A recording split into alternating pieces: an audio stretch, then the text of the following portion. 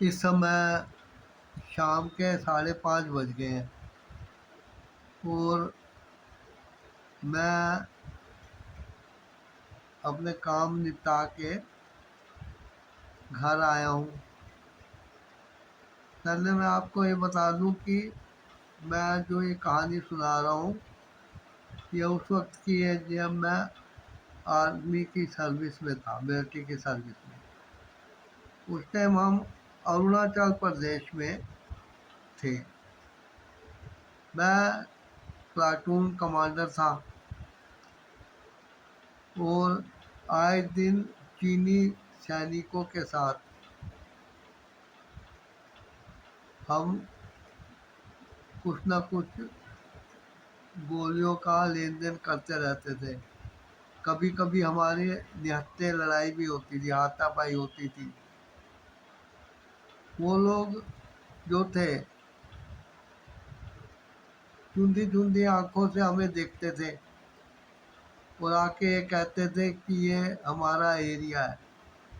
हम उन्हें मजाक से कहते थे कि उस जगह को जानते हो? वो कहते थे वो भी हमारा एरिया है, वो भी हमारा एरिया है। वो मतलब कि पूरे एशिया को, बल्कि कई बार तो एशिया के बाहर भी दूसरे देशों पे अपना हक जमाते थे कि वो उनके साम्राज्य का हिस्सा थे। वो कहते हैं कि चीनी यात्री जब भारत आते थे तो वो विदेश नहीं जाते थे, बल्कि वो अपने ही देश में भ्रमण करने आते थे। इस पे हमारी बहुत लड़ाई होती रहती थी। हमारे सैनिकों का बहुत ऊंचा मनोबल रहता था। मैं अपने प्लाटून को काफ़ी ढील दे रख के रखता था। उन्हें मनोरंजन के टाइम मनोरंजन करने का पूरा हक मिलता था। टीवी वीसीआर वाला रिक्रिएशन रूम में रखे रहते थे। शाम को वहाँ पे एक छोटा सा सिनेमा घर बन जाता था, उसके लिए एक अलग कमरा रखा गया था। कैरम बोर्ड, ताश, शतरंज, लूडो, दुनिया भर के इंडोर गेम्स के लिए सैनिकों को टाइम दिया जाता था। शाम को वो खाना खाने से पहले, यानी कि शाम के 6 बजे तक रिक्रिएशन रूम में बड़ा आनंद उठा सकते थे। मेरी आदतें कुछ ऐसी थी कि दोस्ताना व्यवहार मैं अपने जो सैनिक थे उनके साथ रखता था। उनके दुख सुख में साथ देता था। उनके लिए छुट्टियां रिकमेंड कराता था और अपने बलबूते पे सैंक्शन भी कराता था। कई बार वे लोग में से रम की डिमांड करते थे। मैं अपने एक पत्र पे लिख देता था, please issue 3 bottles of rum to the bearer of this chit on cash payment. तो वो रम ले लेते थे जाके। इस तरीके से वो करते रहते थे और वो बहुत खुश रहते थे। अपनी छोटी मोटी पार्टी जब वो लोग करते थे तो उसमें मेरे को भी इनवाइट कर लेते थे और मैं बाकायदा उनके पास जाता था। अब ये नहीं है कि मैं प्लाटून कमांडर था तो वो मेरी इज्जत नहीं करते थे। वो मेरे लिए अलग टेबल कुर्सी लगाते थे, अलग बर्तनों की व्यवस्था करते थे और पूरी अदब से वो मेरे साथ बात करते थे। कभी मैं ये नहीं कह सकता कि वो हमारे सर चढ़े हुए थे। एक दिन पता लगा कि पोस्ट पे काफ़ी टेंशन हो गई है और वो चीनी सैनिक जो थे हमारे कुछ एरिया में अंदर घुस आए थे और वापस जाने का नाम नहीं ले रहे थे। मैं उधर गया, मैंने उनके कमांडर से बात की वो मानने को तैयार नहीं था। कहने लगा कि हमें सरकार की तरफ से ऑर्डर आया है कि अपनी ज़मीन का थोड़ा बहुत चाहे 1 ही फुट हो हिस्सा वापस लेना है, नहीं तो हमारी नौकरी पे आँच आ जाएगी, हमारी सुविधाएं जा सकती है। लेकिन मैंने कहा कि ऐसी बात तुम्हारी सरकार तुम्हारे लिए कर रही है, लेकिन हमारी सरकार हमारे लिए ऐसा नहीं करती है। हमारी सरकार कहती है कि अपनी ज़मीन की रक्षा करना ही हम फौजियों का धर्म है। हम बाढ़ में, दूसरी विपदाओं में दूसरे देशों में जाके भी मदद करते हैं। उस टाइम हम नहीं देखते हैं कि कोई दुश्मन देश है या मित्र देश। हम समुद्री डकैतों से दुश्मन के जहाज़ों को, सैनिकों को, लोगों को भी बचाते हैं और अपने लोगों को भी बचाते हैं। हमारी काफ़ी लंबी बहस चल रही थी। मैंने ट्रांसमीटर से जाके अपने बेस में बात की तो कमांडिंग साहब ने कहा कि किसी भी तरह से उन सैनिकों को पीछे खदेड़ा जाए और उनको रत्ती भर भी ज़मीन पे कब्जा ना करने दिया जाए। वो कहने लगे कि आर्मी हेडक्वार्टर और सरकार से वो संपर्क करेंगे और अगला जो ऑर्डर होगा वो दिया जाएगा। मेरे को उन्होंने यहाँ तक कह दिया कि देखो जैसा तुम ठीक समझो, क्योंकि तुम प्लाटून कमांडर हो, उधर तुम्हारा ही ऑर्डर अब सैनिकों पे है, तो अपने देश के रक्षा के लिए तुम अगर जो चाहो कदम उठाना। मैं कहा ठीक है सर। मैंने चीनी कमांडरों को कह दिया कि हम गोली चलाने से डरेंगे नहीं।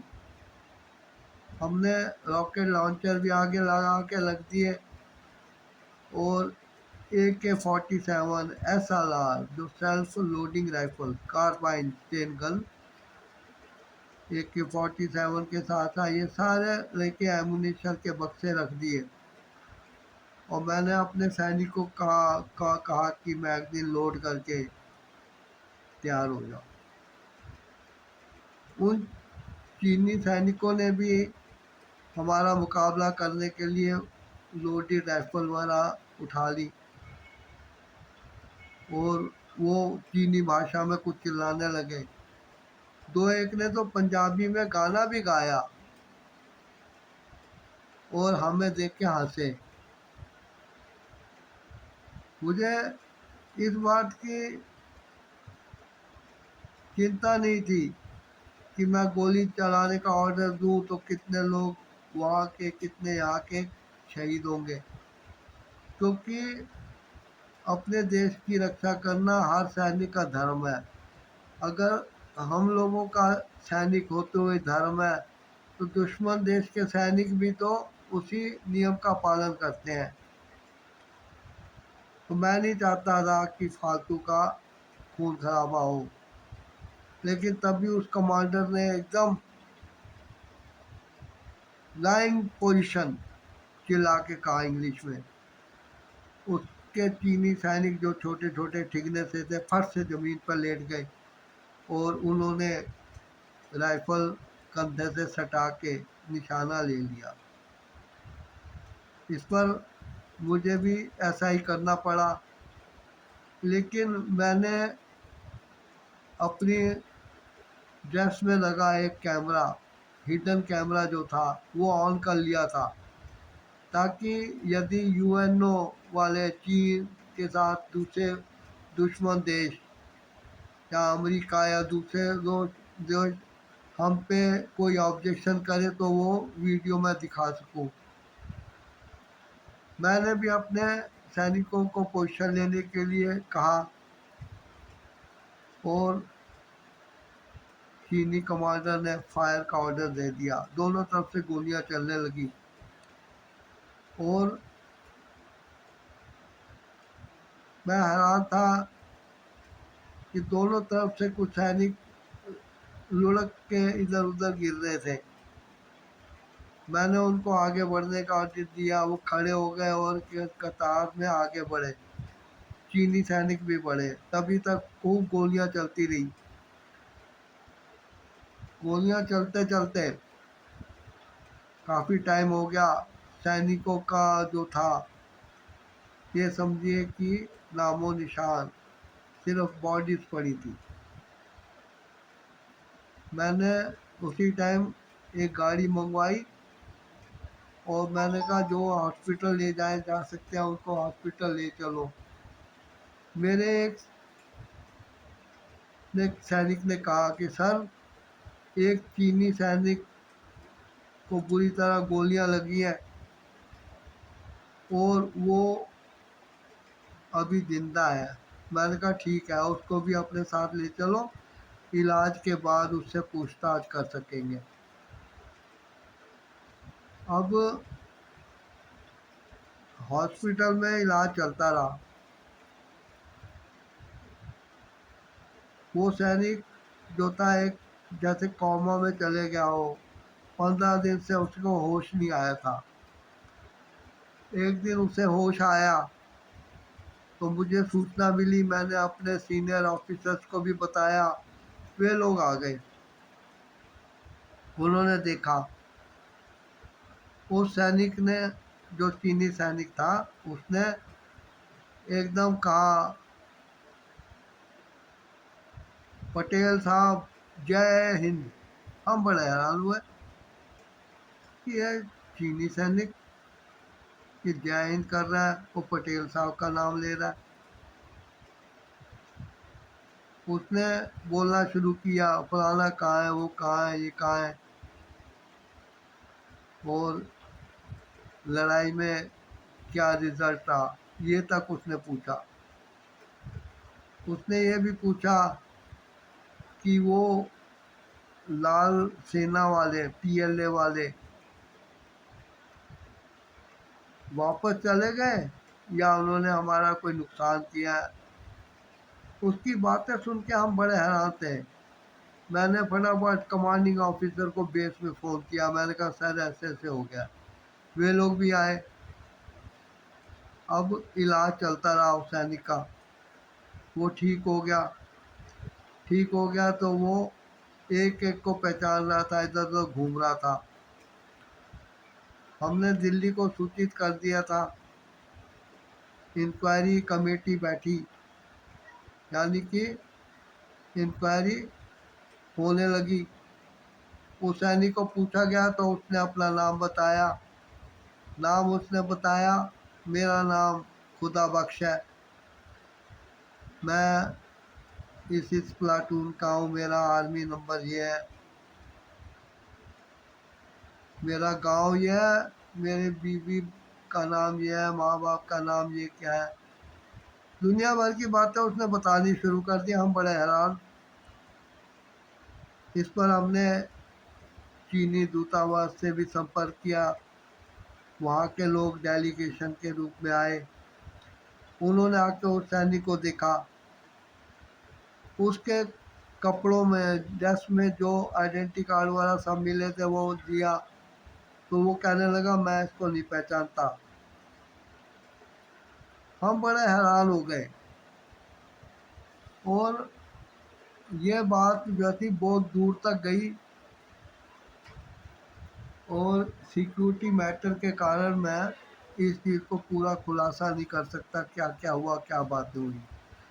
लेकिन मैं ये बताना चाहता हूँ कि हमारे किसी शहीद सैनिक की आत्मा उस चीनी सैनिक के मृत शरीर में प्रवेश कर गई थी। अब वो बॉडी के हिसाब से, रंग रूप के, शक्ल सूरत, आँखों के हिसाब से चीनी था, लेकिन उसका दिमाग, बात करने का तरीका, उसका ज्ञान, उसकी याददाश्त सब भारतीय थे। ये कैसा अजीब इत्तेफाक था। हमें तो इस चीज़ का आज तक पता नहीं लगा है। आज मैं जो ये डायरी देख रहा था उसमें ये मैंने पॉइंट नोट किया हुआ था, क्योंकि मैं कई डायरियाँ जो भर गई थी मैंने उनको कभी कभी खरीदना शुरू किया है। आज जो डायरी मैंने देखी उसमें मेरे को ये पॉइंट मिला, तो मैंने ये कहानी अपने इस चैनल पे डाल दी है। आशा करता हूँ आप इस चैनल को सब्सक्राइब करके वीडियो को लाइक शेयर और कमेंट करेंगे, और देशभक्ति और दूसरी कहानियों को सुनने के लिए विजिट करते रहेंगे। सब्सक्राइब का बटन दबाइए, बेल आइकन नोटिफिकेशन दबाइए। Thanks for watching.